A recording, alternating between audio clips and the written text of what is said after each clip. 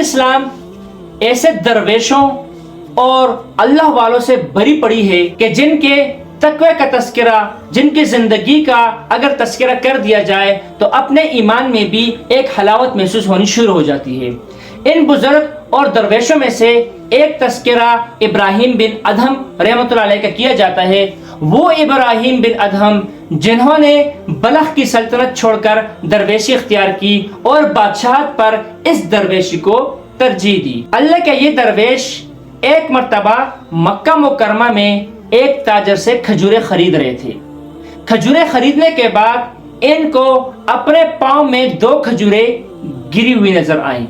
یہ خیال کرتے ہوئے کہ اپنی ہی کھجوریں ہیں، ابھی ہی خریدی ہیں، اسی لیے وہ 2 کھجوریں بھی اٹھائیں اور نوش فرما لی۔ کسی سفر میں ابراہیم بن ادہم کا گزر بیت المقدس سے ہوتا ہے اور یہ بیت المقدس میں عبادت کرنے کے لیے داخل ہوتے ہیں۔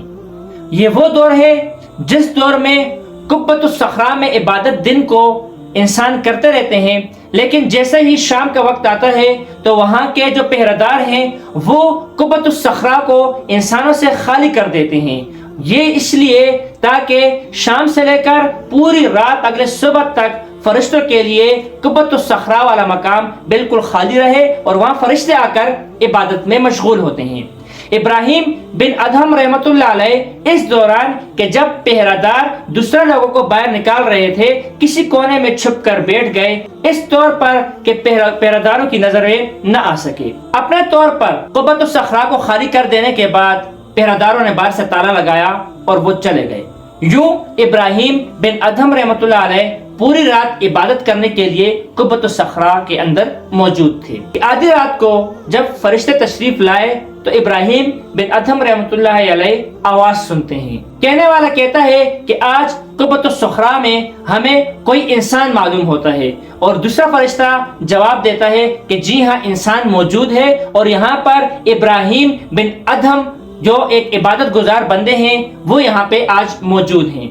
تیسرا فرشتہ کہتا ہے کہ جی ہاں یہ وہی شخصیت اور وہی درویش اور وہی بزرگ ہیں جن کی روزانہ کی عبادات قبول ہوتی ہیں اور آسمانوں پہ پہنچ جاتی ہے، لیکن 1 سال سے اس کی عبادات قبول نہیں ہو رہی اور نہ ہی 1 سال سے اس کی دعائیں قبول ہو رہی ہیں۔ ایک فرشتہ کہتا ہے کہ ان کی دعائیں قبول نہ ہونا اور 1 سال سے ان کی عبادات کا آسمان پہ نہ پہنچنا وہ اس وجہ سے ہے کہ انہوں نے 2 کھجوریں نوش فرمائی ہیں جو مشتبہ تھیں۔ ابراہیم علیہ یہ فرشتوں کا کلام سننے کے بعد پوری رات بے چینی سے گزارتے ہیں، اور صبح جیسے ہی پہرےدار آتا ہے اور وہ قفل کھولتا ہے تو فوراً اسی وقت ہی ابراہیم نخعی رحمۃ اللہ علیہ مکہ مکرمہ کا سفر کرتے ہیں۔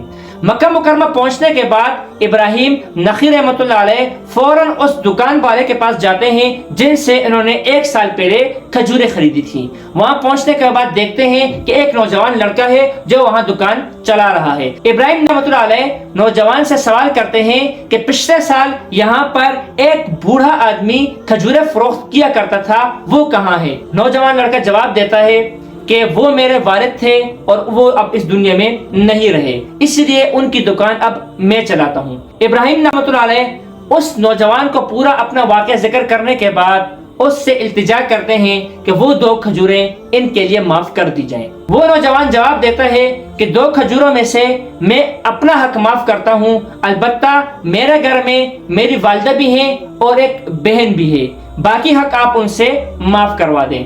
ان کے کہنے پر ابراہیم رحمۃ اللہ علیہ ان کی والدہ سے ملاقات کرنے جاتے ہیں، اور والدہ جو ایک عصا ٹیکتے ہوئے باہر تشریف لاتی ہیں۔ ابراہیم رحمۃ اللہ علیہ اپنا پورا واقعہ ان کو بھی ذکر کرتے ہیں اور ان سے بھی التماس کرتے ہیں کہ ان کے لیے وہ 2 کھجوریں بخشوائی جائیں۔ ان کی والدہ بھی اجازت دے دیتی ہیں، اور اس کے بعد ان کی بہن کے پاس بھی جاتے ہیں اور وہاں بھی الگ سے معافی مانگنے کے بعد وہ کھجوروں میں جو بہن کا حصہ ہوتا ہے وہ بھی معاف کروا لیتے ہیں۔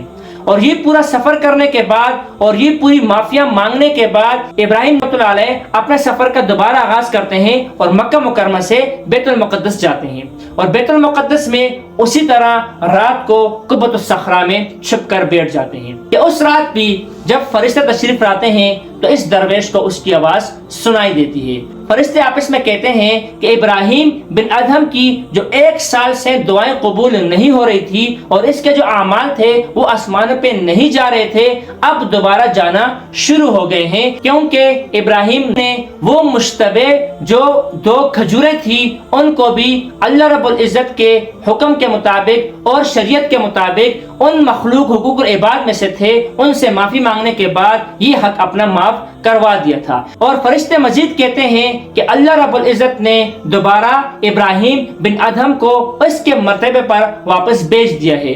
ابراہیم بن ادہم رحمۃ اللہ علیہ کو جب اللہ رب العزت کے قرب اور اللہ رب العزت کے ہاں اپنے مقام کا علم ہوتا ہے تو بہت ہی روتے ہیں اور اللہ رب العزت کا اس پر شکر بجا لاتے ہیں۔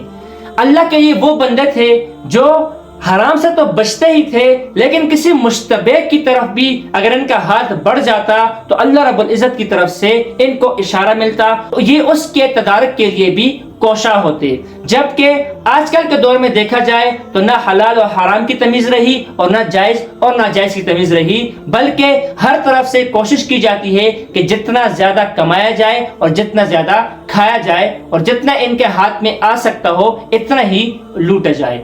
اللہ رب العزت ہمیں ان جیسے بزرگوں کی اتباع کرنے اور ان کے نقش قدم پر چلنے کی توفیق عطا فرمائے۔